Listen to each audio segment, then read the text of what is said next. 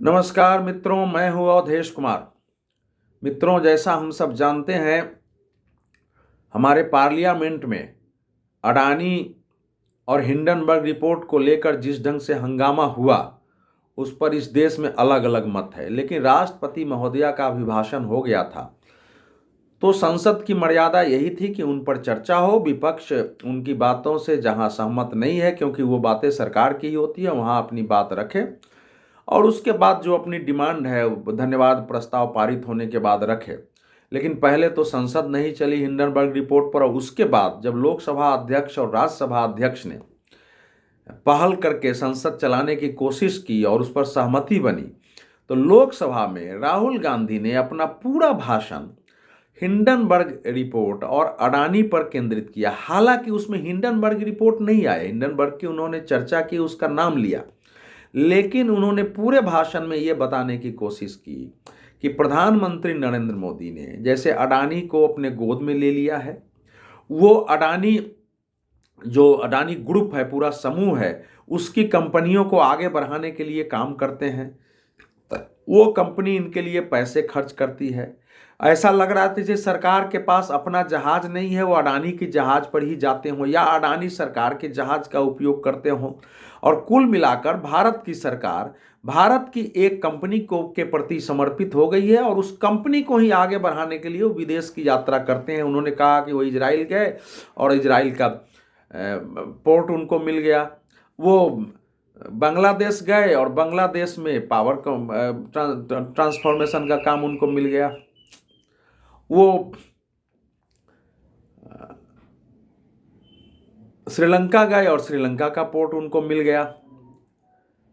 अब किसी भी देश में एक नियम होता है। कोई अमेरिका के राष्ट्रपति भारत आए और कहें कि ये कंपनी को ये काम दे दीजिए, क्या भारत सरकार दे सकती है?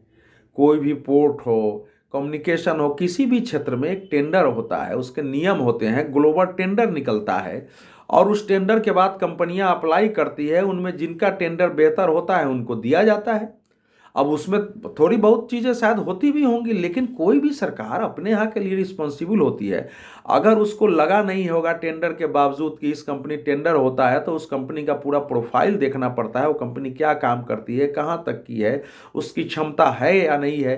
क्योंकि जहाँ की सरकार कोई भी अपना समर्पित करती है, चाहे वो पोर्ट हो, एयरपोर्ट हो, रोड हो, रेलवे हो, या वो निर्माण करवाती है, तो उसके लिए भी पॉलिटिकली उसके लिए भी समस्या हो सकती है अगर सही काम नहीं हो तो।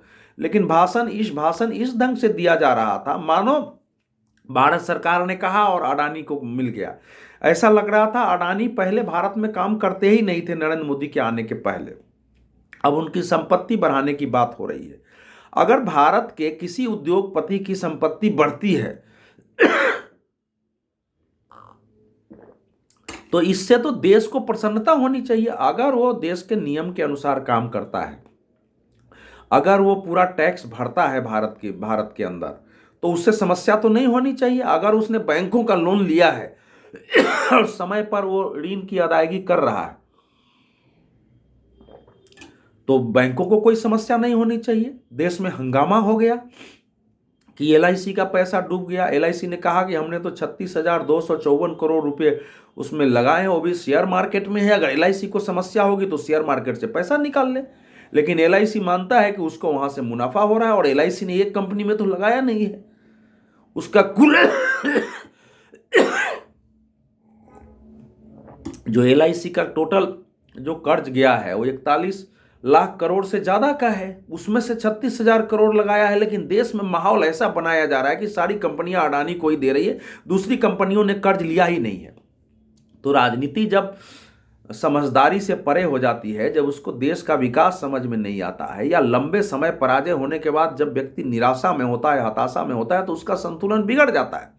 और संतुलन बिगड़ने पर इस प्रकार की भाषा बनती है। दुनिया का कोई देश नहीं होगा जहां इस प्रकार एक विदेशी कंपनी रिपोर्ट ले ले, उस रिपोर्ट का आधार क्या है ये भी स्पष्ट नहीं है, और उसके आधार पर देश में ऐसा हंगामा किया जाए कि दुनिया भर में मैसेज ये चला जाए कि भारत की सरकार क्रोनिक कैपिटलिज्म चला रही है। एक उद्योगपति को उसने गोद ले लिया है और उसी के लिए सारे नियम बनाते हैं, उसी के लिए विदेश यात्रा करते हैं, उसी के लिए वहां के बैंक, उसी के लिए वहां वित्तीय संस्थाएं हैं।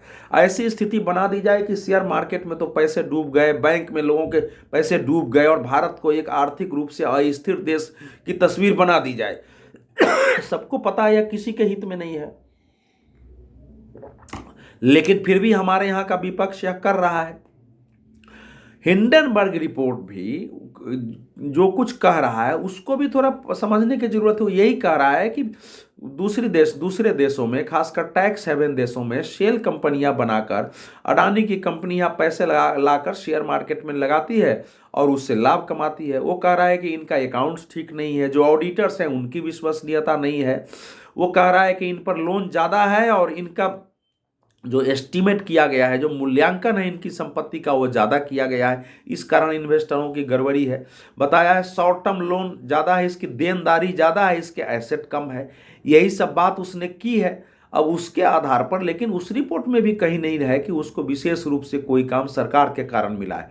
अगर विदेश में भारत की किसी कंपनी को कोई काम मिलता है तो भारत को काम मिलता है। सरकार नहीं जाएगी किसी दूसरे देश से एमओयू साइन करके पोर्ट चलाने, एयरपोर्ट चलाने, रोड बनाने, ट्रांसपोर्ट का काम लेने या बिजली बनाने, बिजली सप्लाई करने।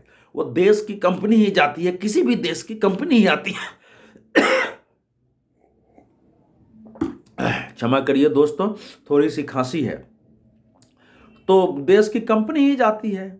अब कंपनी, और किसी एक देश में एक ही कंपनी नहीं है। इजराइल में आप देखेंगे तो भारत की अनेक कंपनियां वहां काम कर रही है, उन सब के नाम है। श्रीलंका में भारत की अनेक कंपनियां काम कर रही है, बांग्लादेश में अनेक कंपनियां काम कर रही हैं। अडानी की कंपनी भी उनमें से एक है।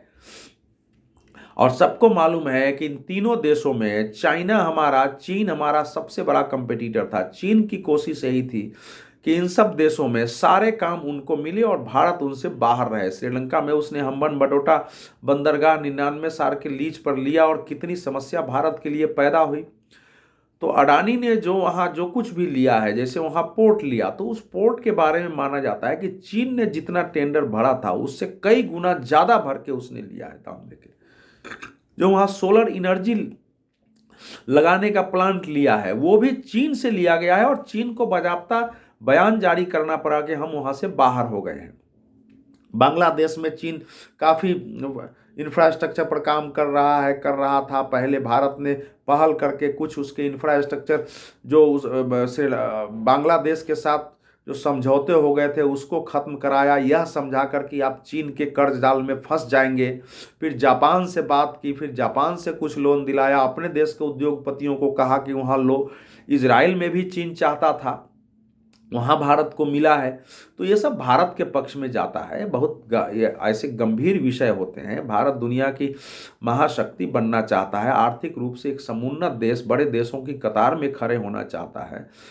5 खरब डॉलर की इकोनॉमी तक भारत पहुंच गया है, पहुंचने की कोशिश कर रहा है, क्षमा करिए, पहुंचने की कोशिश कर रहा है। अभी ब्रिटेन को छोड़कर 5वीं अर्थव्यवस्था बनी है। तो बहुत सारी शक्तियां भारत के विरोध में लगी हैं कि भारत की आर्थिक ताकत न बढ़े। चीन हमारा सबसे बड़ा दुश्मन है। वो आर्थिक रूप से, सामरिक रूप से, हर दृष्टि से हमको कमजोर करने की कोशिश करता है। तो जो कंपनी चीन के कंपटीशन में खड़ी हो रही है, अगर उसके विरुद्ध कुछ न कुछ वो करवाएगा तो संभव है इस रिपोर्ट के पीछे चीन की भूमिका हो, जैसे कुछ लोगों ने आरोप लगाया है। कुछ यहाँ वर्ल्ड का और भारत के कॉरपोरेट बार का भी हाथ हो। लेकिन पॉलिटिक्स में सीनियर लोग, बड़े नेता अगर विषय की गंभीरता को नहीं समझेंगे, देश के हित में क्या है या हित में क्या है नहीं समझेंगे, और आपको लगातार पराजय मिल रही है लोकसभा चुनाव में, उसके हाथ से कि किसी ढंग से मोदी बदनाम हो और जाए, उसमें देश बदनाम हो जाएगा, उसमें देश को घात पहुंचता है।